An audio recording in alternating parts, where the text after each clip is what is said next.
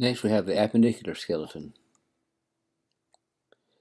As we've previously stated, appendicular skeleton involves the bones of the limbs and their girdles. That's the pectoral girdle, which is composed of the clavicle and the scapula, and that's what attaches the upper limbs to the body and the trunk. And the pelvic girdle, which are the coxal or hip bones, and the sacrum, attaches the lower limbs to the body. Let's start out by looking at the shoulder girdle or the pectoral girdle. This is composed of the clavicles and the scapula. This is the clavicle here, and the scapula is this triangular shaped bone in the back. Pectoral girdle. Pectoral means relating to the breast or chest. So this is the girdle or attachment site for the upper limb, and it's in the area of the chest. Here's a closer view of the pectoral girdle showing the scapula and the clavicle.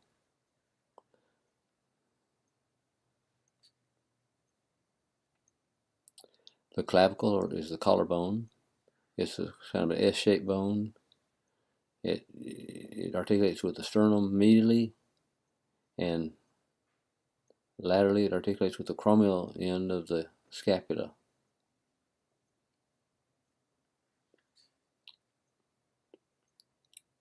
Here's another view of the clavicle. The shoulder blade is a complex shaped bone. The first thing you notice, it's kind of triangular in shape. It's flat, it's triangular, has 3 borders and 3 angles. There's several large fossa named according to the location. Remember, fossa are areas of bone that have a hollowed out portion to accommodate soft tissue. In this case, it's going to accommodate muscles. We saw in the cranial fossa accommodated the parts of the brain. The fossa in the scapula accommodates muscles. Here are the different features of the scapula. This is looking from an anterior view. If you have the scapula, is going to have a medial border. This medial, that means this is going to be towards the midline. So looking at it from this angle here, so midline will be towards this way. Lateral is out towards away from midline, the lateral border, and the superior border. Superior meaning above. You have a superior angle, an inferior angle. There's a few other features that are important to note. This is the coracoid process here. This kind of L-shaped process that sticks out. This is a attachment site for muscles of the upper extremity. And in the back here, there's an acromion process. This little cavity here is called the glenoid cavity. This is the shoulder joint. This is the ball and socket. This is the socket part of the shoulder joint that articulates with the humerus. It's called the glenoid cavity. This looks at the scapula from the posterior view. This is from the back. The first thing you notice is a ridge. This is called the spine of the scapula. Its spine ends with a acromion. Above the spine, there's a supraspinous fossa. Again, supra means above, supraspinous means above the spine. This fossa above the spinous, this fossa which is above the spine called supraspinous fossa. There's another fossa below the spine called the infraspinous fossa. Again, the name gives you clues as to what location this fossa is at. This is looking at the scapula from looking directly into the glenoid cavity or the socket joint of the shoulder. It's kind of a round structure here. This is the glenoid cavity. This is the coracoid process. The acromion here.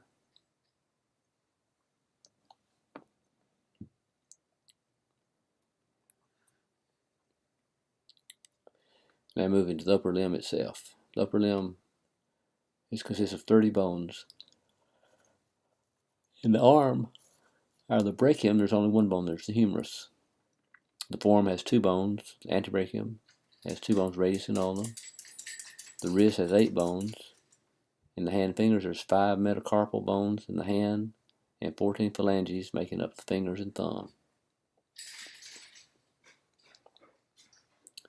Here's a picture of the humerus. The humerus is the largest and longest bone of the upper limb. It attaches superiorly with the scapula. The head of the humerus articulates with the glenoid cavity of the scapula, and inferiorly it articulates with the radius and the ulna. Some features of the humerus. There's the head of the humerus here, and right below the head there's the anatomical neck. It's just a slightly narrower area, anatomical neck. You see here there's a tubercle, greater tubercle. This is where muscles attach. That's why there's an outcropping of the bone here, because it's from the pull of muscles on this bone. There's a greater tubercle and a lesser tubercle. Again, these tubercles are from the pull of muscles, either in an effect on the bone resulting in this process. There's also a surgical neck. The humerus has an anatomical neck and a surgical neck. This is called surgical neck because when you fracture shoulder, this is more likely to be the source of the location of the fractures in this part of the bone. This bone is weaker than the anatomical neck here, because the anatomical neck, see, it's more bone, is thicker. The surgical neck is thinner, so it's more likely to break here. On the other end of the humerus, there's the medial epicondyle. Remember, condyle refers to a joint. The condyle is actually the joint that articulates with the radius and ulna. Epicondyle means above the joint. Epi means above, like epicenter means above. Epicondyle means is a process that's above the condyle. There's medial epicondyle and a lateral epicondyle.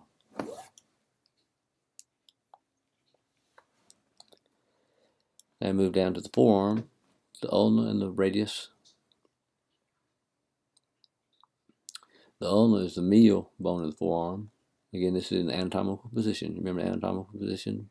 Your hands, palms are facing towards the front.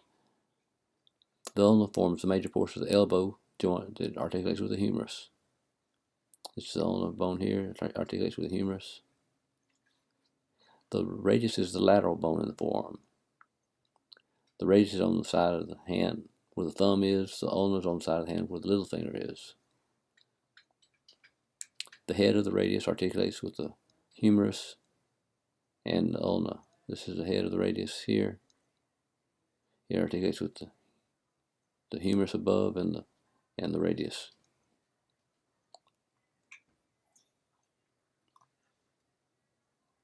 So the two bones of the antebrachium are the radius and the ulna.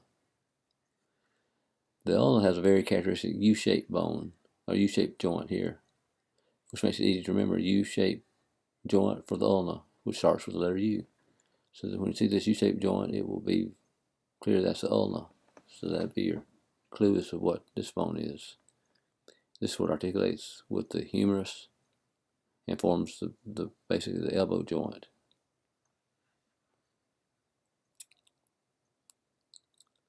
It's just another view of the elbow joint. Again, in the lab, this will make more sense because you'll see the three-dimensional bones. This brings us down to the wrist.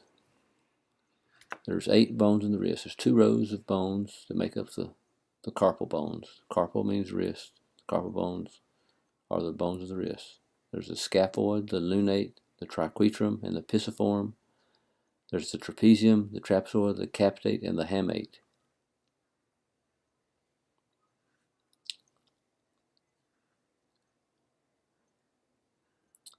This shows the carpal bones. There's a mnemonic to help you memorize the bones. Please tell Luke Skywalker to take Chewie home. And that the please stands for P in pisiform, tell, triquetrum, Luke, lunate, Skywalker, scaphoid, 2, trapezium, take, trapezoid, Chewie, C, home, H. There's many other mnemonics to help you remember the carpal bones. A lot of them are R-rated, so I'm not going to mention them here, but you can look them up on Google. But anything that you can do to help memorize the carpal bones, that would be fine. But remember, there's 8 carpal bones. They're made up by 2 rows, a proximal and distal row of carpal bones. Now moving to the hand, there's 5 metacarpal bones. Metacarpal are the bones that make up the hand. They're numbered Roman numeral 1 through 5. There's 14 bones that form the phalanges or the fingers, and that you don't really have to memorize that. You can count this up. If you look at your fingers, each from index, middle, and ring, and little finger have two articulations. There's two knuckles fingers divided into a distal, a proximal phalanx, a middle phalanx, and a distal phalanx. That's 3 times 4 is 12. The thumb only has 2 phalanxes, so it has only 2. So there's 14 phalanxes.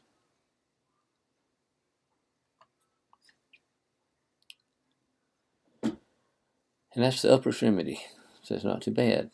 We'll now look at the lower extremity. You have the upper extremity has a pectoral girdle, and the lower extremity has a pelvic girdle. Hip bones are called the coxal bones, and the sacrum forms the pelvis or the pelvic girdle. In general, the pelvic girdle is more stable than the shoulder girdle, but that comes at a cost for mobility. It's less, the joints in the lower extremity are less mobile than the joints of the upper extremity, but they're more stable.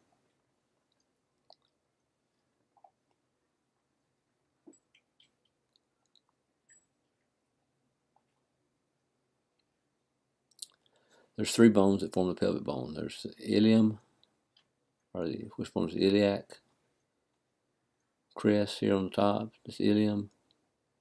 The ilium is what connects the sacrum to form the sacroiliac joint. Again, the name sacroiliac kind of lets you know between the sacrum and the ilium. There's the bone called the ischium. That's when you sit in a chair, that's the part of the pelvis that comes in contact with the chair, the ischium. And the pubis is the bone in front. Pubis, think of pubic as in pubic area. That's the front of the pelvis. This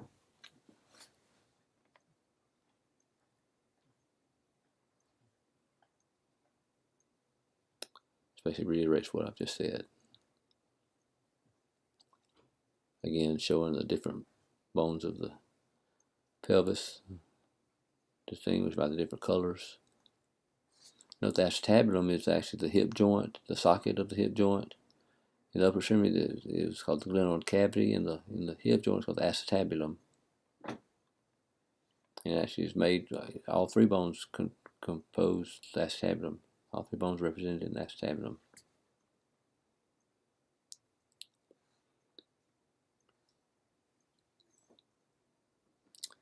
Now we move to the lower extremity. We have 3 segments: the thigh, the leg, and the foot. The bones of the thigh, there's 1 bone of the thigh, that's the femur. This is the largest, strongest bone in the body. It articulates with the acetabulum of the hip.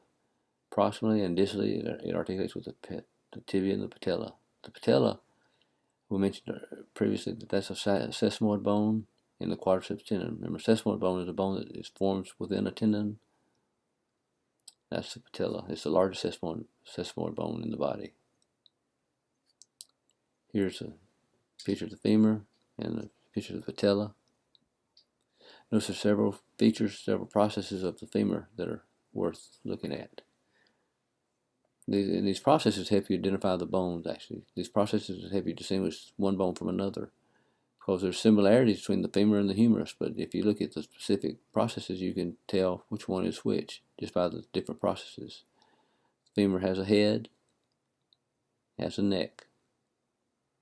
It doesn't have a separate anatomical neck, because when the femur breaks, this neck is fairly weak compared to the head, so this is a surgical site.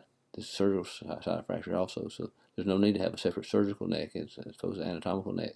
In the femur, the anatomical neck and surgical neck are the same place. You have this large, prominent trochanter here, greater trochanter, and lesser trochanter. This is where muscles attach to the lower extremity and result in a pulling effect, which results in a prominence extruding out from the bone. Down towards the knee, you have the lateral epicondyle, just like you do in the humerus. You have a medial epicondyle.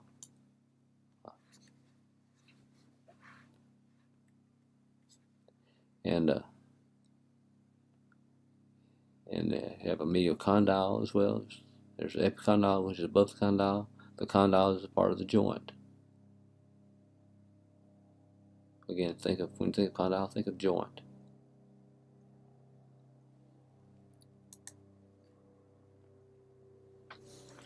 There's two bones of the leg, the tibia and the fibula. The tibia is the more medial bone. It's the weight-bearing bone. It transmits the weight from the femur down to the foot. The fibula is the more lateral bone. It's a non-weight-bearing bone. So the weight of the body comes through the knee down to the tibia, transmitted through the tibia down to the ankle. So you could fracture your fibula and still able to stand because it's not a weight-bearing bone. It does not bear the weight of the body. The features of the tibia would include the lateral condyle and medial condyle. This is in the superior end. Condyle articulates with the femur. Lateral condyle, medial condyle. There's a prominent knot on the front of the tibia called tibial tuberosity. This is where the quadriceps tendon attaches, and it results in pull on the bones, creates this tuberosity that sticks out from the tibia. This is one of the distinguishing features of the tibia that help you identify the tibia among other bones. Looking down to the ankle, there's the medial malleolus. This is the ankle area. That's made of the tibia because the tibia is medial. The lateral malleolus is actually made of the fibula bone. See, this fibula here is laterally. And you have a head of the fibula. You can feel this on your own leg below the knee. Just feel your knee joint on the lateral side of the knee joint. And that bony prominence is the head of the fibula. And you go down to the ankle, feel the lateral ankle is the lateral malleoli. The medial ankle is the medial malleoli. Shows the same thing. Close-up view of the tibial tuberosity. Now moving to the foot, just like the carpal bones are for the wrist, the tarsal bones are for the ankle. Now there's 8 carpal bones, but there's only 7 tarsal bones. There's the talus, which is the topmost bone. It's shown from the side. Here's the talus, topmost bone. Go back. And remember, the talus articulates with the tibia. They both start with the letter T. Talus and tibia. So the weight is transmitted from the tibia to the talus. So talus is a weight-bearing bone. The heel is made up by the calcaneus bone. Think of the heel as a calcified rock. It's a hard bone. It forms the heel. The talus connects to the muscles of the ankle. There's the navicular bone medially and the cuboid bone laterally. And these 3 bones have the same name. They're cuneiform. There's a medial cuneiform, intermediate cuneiform, and lateral cuneiform. So the tarsal bones are easy to remember. You just remember a talus, a calcaneus, navicular, cuboid, and the cuneiforms. And then you know medial, intermediate, and lateral based on the orientation and the location of the cuneiforms. So the tarsal bones are a little bit easier to remember than the carpal bones. Just like in the hand, the foot has 5 metatarsal bones, Roman numeral 1 through 5. From the hallux, remember the hallux means big toe, to the little toe.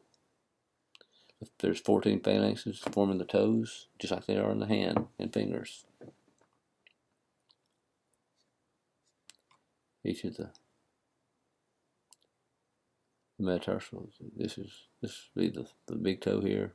With only 2 bones of the phalanx of the big toe, whereas other toes, here's other toes, have three bones forming the phalanx. So altogether there's 14 bones, phalanx bones that form the toes.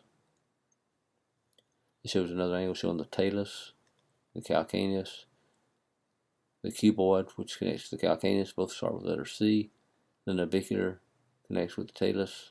They don't start with the same letter, but navicular is not the cuboid, so you just remember that navicular, and then the cuneiforms located here.